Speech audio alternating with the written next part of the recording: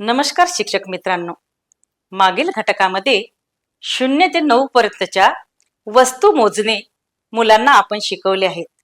तर आज आपण या ठिकाणी बघणार आहोत 0 ते 9 पर्यंतच्या अंकांचे लेखन कसे करायचे.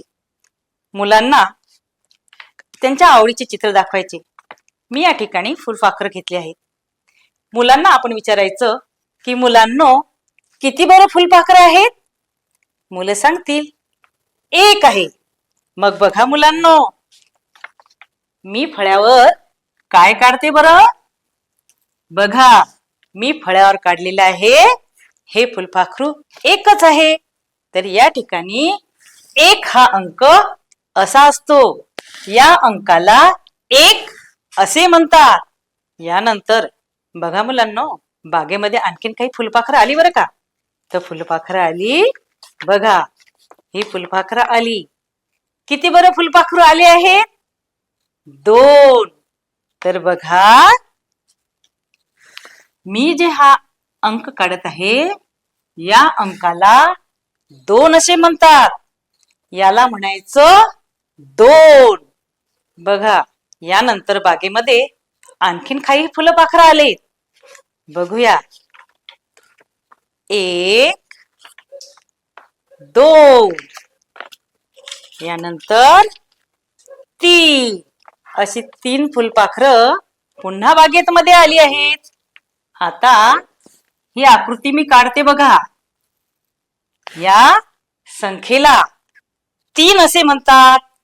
तर याप्रमाणे अर्धा चंद्र आणि पुन्हा अर्धा चंद्र जोडून तयार झालेल्या अंकाला आपल्याला 3 म्हणायचं आहे. यानंतर बागेमध्ये आणखीन फुलपाखरं आले. बघा बरं किती आले?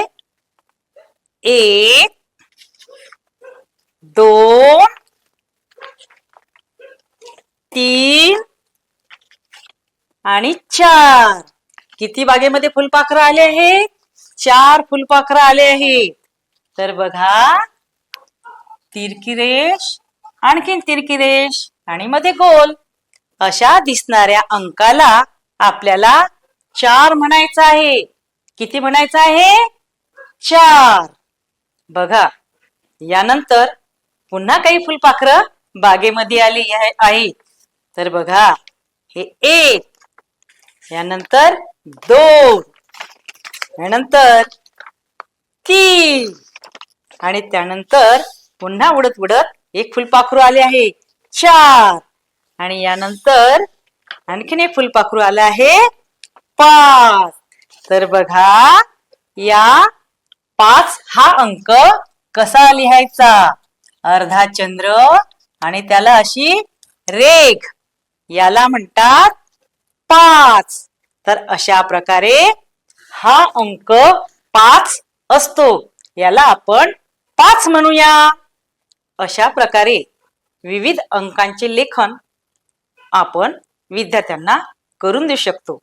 ज्याप्रमाणे 1 2 3 4 5 6 7 8 9 आणि 0 या सर्व अंकांचे लेखन मुलांना वस्तू दाखवून आपण करून देऊ शकाल.